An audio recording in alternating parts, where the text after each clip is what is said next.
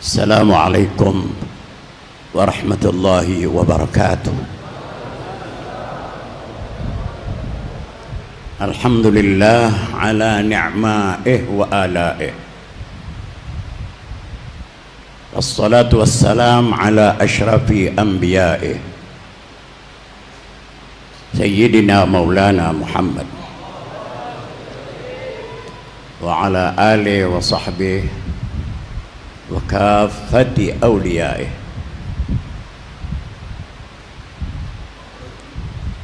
Amma ba'd, yaqulu Allah Ta'ala fi muhkami tanzilih wa huwa asdaqul qailin. Bismillahirrahmanirrahim. Inna Allah ashtara minal mu'minina anfusahum wa amwalahum bi anna lahumul jannah.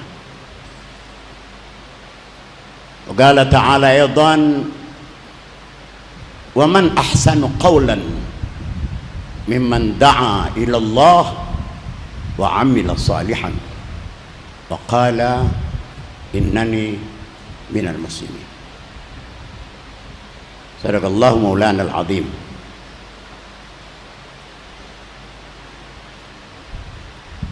Para kiai, para habaib, Bapak Panglima yang seringkali saya sebut namanya, Bapak Jenderal Gatot Nurmantio. Mungkin Bapak bertanya, apa hubungannya saya disebut-sebut oleh Habib? Saya sebut nama Bapak karena Bapak menjadi harapan dari seluruh umat Islam Indonesia saat ini.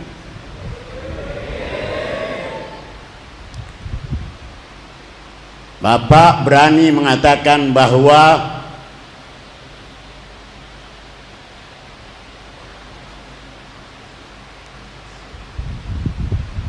kader-kader komunis sudah mau bangkit. Kemudian Bapak katakan berapa minggu yang lalu yang paling berbahaya adalah kelompok liberal baru komunis. Apa begitu, Pak? Memang kalau seorang jenderal jawabannya nggak kenceng-kenceng, manggut aja gitu.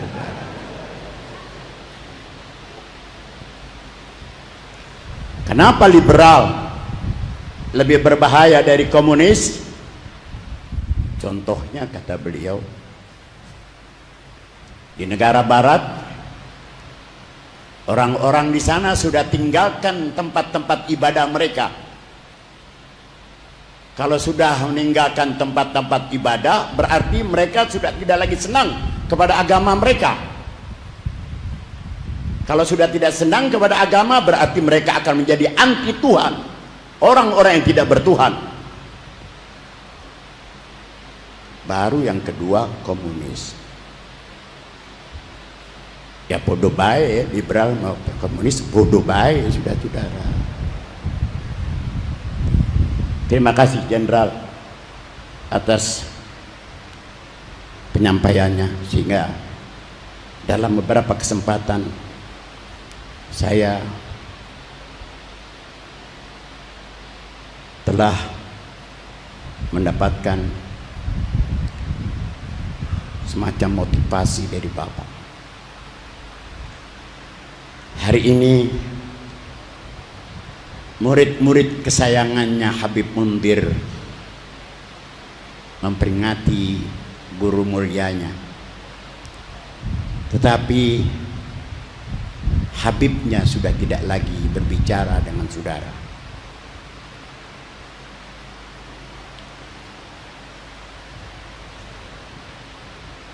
Jangan katakan kalau Habib Mundir itu tidak berada di depan saudara, berarti Habib Munzir tidak ada.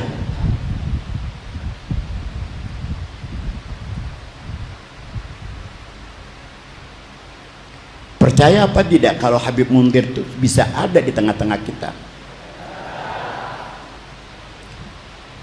Saudara percaya apa tidak adanya malaikat? Udah pernah lihat malaikat? Sama kalau begitu sama saya. Udah pernah lihat jin apa belum? Jangan lihat, jelek jin itu, saudara-saudara.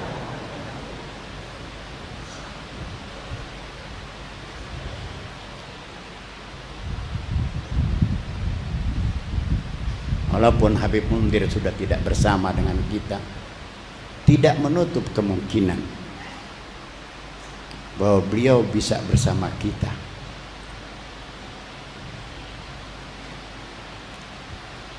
Ada satu kitab namanya Al-Barahin Tu'ayyid Ahlus Sunnah wal Jamaah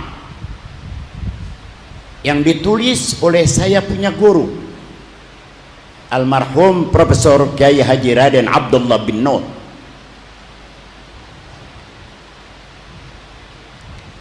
Dalam kitabnya beliau katakan, inna alamal barzakh taghlibu fihi ahkamul arwah ala ahkamil ashbah.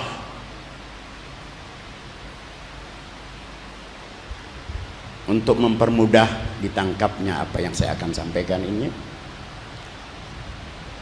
manusia kalau rohnya masih ada di badan, rohnya berat. Dari beratnya, kalau saat ini, detik ini saya sudah harus pulang, namun badan saya tidak mau pulang. Roh saya itu berat, karena beratnya harus dipikul oleh badan yang kasar ini. Tapi satu saat di mana kita akan sama nasib kita dengan Habib Munzir, rohnya akan berpisah, rohnya berpisah, dan kita pun roh kita akan berpisah dari badan kita. Ya ayyuhal ma'dudu anfasuhu la budda yawman an yatimmal adadu, la budda min yawmin bila laylatin wa laylatin ta'ti bila yaumi ghadi. Hai manusia yang napasnya masih bisa dihitung,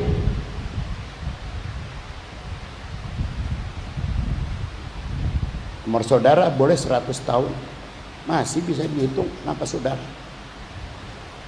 Per menit berapa napas saudara? Udah pernah ngitung napas masing-masing apa belum? Hah? Bisa dihitung.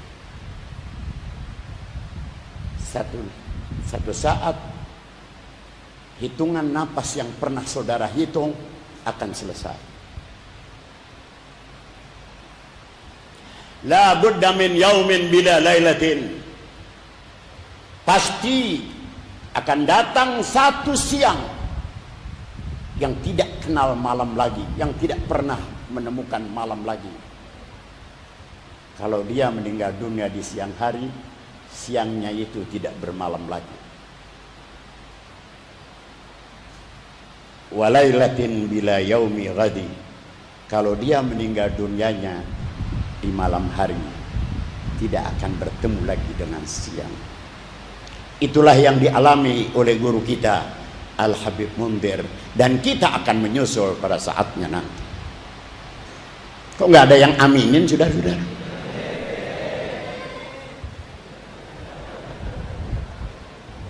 Mau nyusul cepat atau lambat nanti? Biar mau lambat tidak akan bisa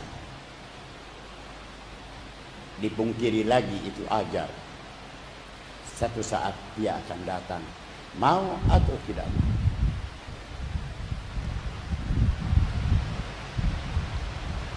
Jadi kalau roh sudah berpisah, maka roh itu menjadi ringan. Yang berat itu justru badannya. Roh kalau sudah berpisah roh menjadi ringan. Habib Munzir dimakamkan di sebelah Al-Habib Al-Arif Billah, Al-Habib Ahmad bin Alawi Al-Haddad. Tepat sekali itu pilihan. Memakamkan Habib Munzir bersebelahan dengan seorang wali min auliyaillah, satu pilihan yang tepat.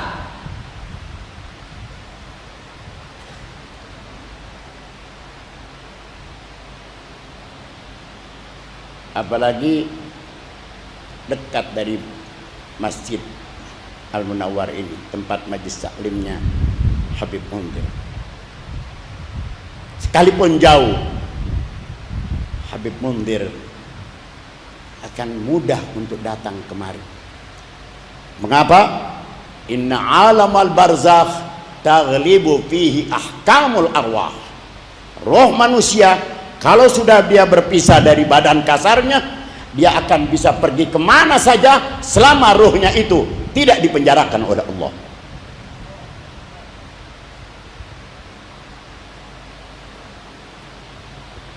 Memang ada yang dipenjarakan. Karena itu kita harus belajar, berkenalan, banyak berteman dengan orang soleh seperti Al-Habib Munzir. Kenapa keluarganya tanam jasad kasar beliau di sana, berdampingan dengan para orang-orang soleh. Di sana pun ada saya punya guru Al-Habib Abdullah bin Husain Syami Al-Attas. Di sana pula makamnya.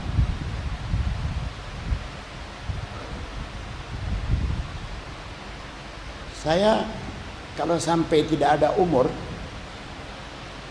saya nggak mau dimakamkan di pemakaman umum. Sebab saya nggak kuat, kuping saya nggak kuat lihat dengar suara yang terlalu bising di pemakaman umum itu. Pemakaman umum bising apa sepi?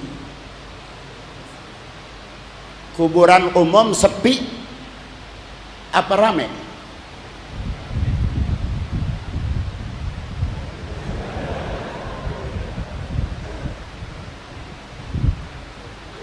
Karena sepinya saudara takut lewat di kuburan umum, padahal rame. Syekh Ibrahim bin Adham sekali waktu ada di pedesaan. Dia bertanya, ada seorang, datanglah petugas keamanan yang juga sama sedang berada di daerah pegunungan. Nanya kepada Syekh Ibrahim bin Adham. Si petugas keamanan ini tidak tahu Syekh Ibrahim bin Adham. Syekh Ibrahim bin Adham seorang mujabud dakwah, orang yang doanya mustajab, seorang ulama besar. Nanya ini petugas keamanan, mohon maaf saya perkecil lagi, mungkin kalau kayak kita bilang security di arah situ. Dia tanya, Pak, numpang tanya, tempat yang paling ramai di sini di mana? Syekh Ibrahim menjawab, ini. Apa tuh? Kuburan.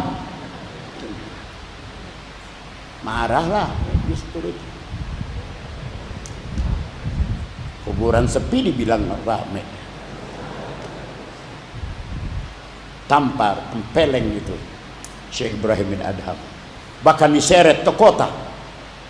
Begitu masuk ke kota, semua orang kota kenal siapa ini yang sedang diseret oleh security ini. Kalau tidak karena Syekh Ibrahim bin Adham menenangkan mereka, itu security tadi bisa kepalanya nggak muat peci, saudara-saudara.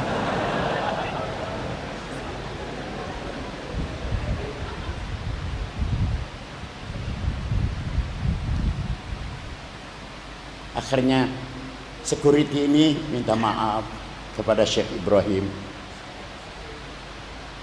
Apa kata Syekh Ibrahim? Aku sudah lebih dulu memberikan kau maaf pada saat engkau mendaratkan tanganmu ke badanku, ke pipiku. Bahkan lebih dari itu, aku mintakan kepada Allah supaya kau Allah masukkan ke dalam surga. Kan sama kita kan begitu? Sama nggak? Ini pada diam aja, kenapa? Habis dipukulin, orang yang mukulin didoakan. Bukan sebatas didoakan supaya dapat surga.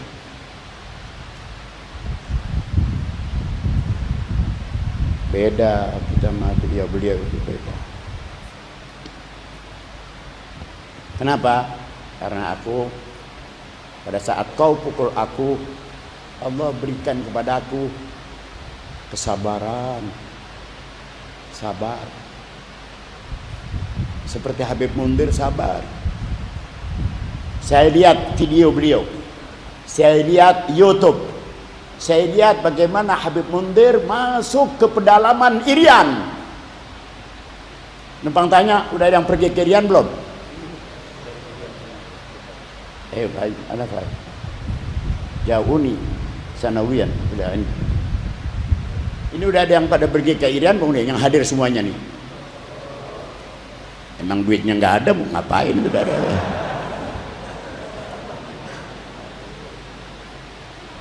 Masuk.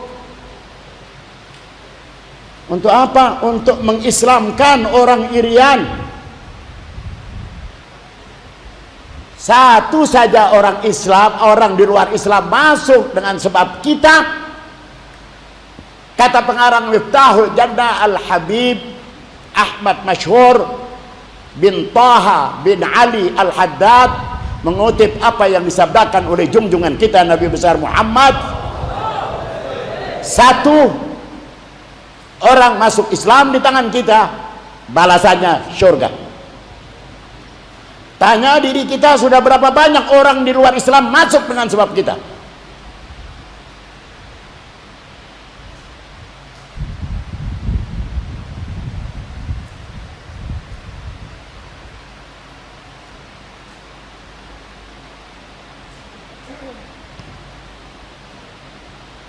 Itu bisa terjadi serempak orang itu semua masuk Islam. Pantaslah ada gelar. Beliau itu dikasih gelar Sultanul Qulub, karena yang beliau sampaikan itu betul dari hati, menginginkan supaya umat ini selamat, seperti juga berharap beliau menjadi orang yang selamat.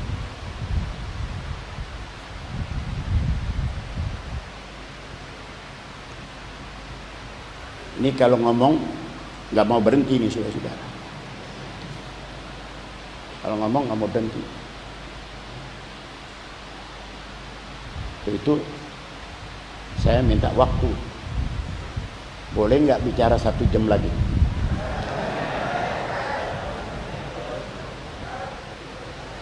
Kalau nggak boleh sampai di sini saja saudara-saudara.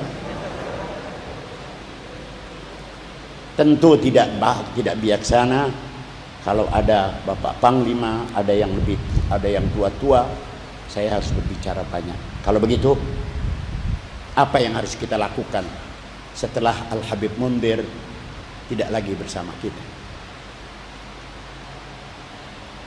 Saya ingatkan, Allah nyatakan dalam firman-Nya, inna nahnu nazzalna dzikra wa inna lahu lahafidun. Kami turunkan ini Al-Quran, maknanya kami turunkan ini Islam, dan kami, kata Tuhan, yang menjaganya. Tetapi bukan di Jakarta. Allah tidak jamin Islam ada selamanya di Jakarta. Allah tidak menjamin Islam selamanya ada di Indonesia. Contohnya, Lihat, saya sudah pernah pergi ke tempat kelahirannya Imam Bukhari, Uzbekistan. Berapa abad Islam ada di sana? Saya masuk, guide saya namanya Muslimah Maimunah, tapi tidak bisa baca kulhu saja, tidak bisa. Padahal hanya 70 tahun saja Rusia, dahulu namanya Soviet Uni, berkuasa, hilang. Ini bahasa isyarat dari saya ya. Yang banyak menangkap ini tentunya Pak Panglima kita banyak.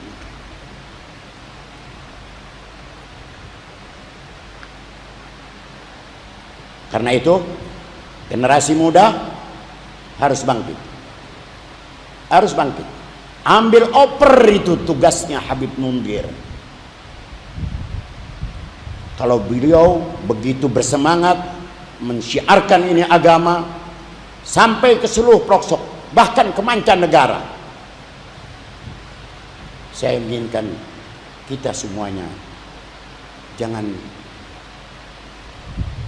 tidak meniru perjuangan beliau. Kalau bisa kita tingkatkan lagi majelis Rasulullah SAW seperti yang tadi saya dengar, atau pada waktu Habib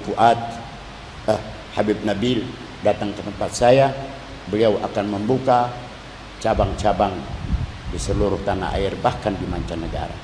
Mudah-mudahan Allah Ta'ala berikan taufik kepada beliau, kepada kita semuanya, untuk bisa menjaga Islam harus selalu ada sampai hari kiamat di negara kesayangan kita, Republik Indonesia.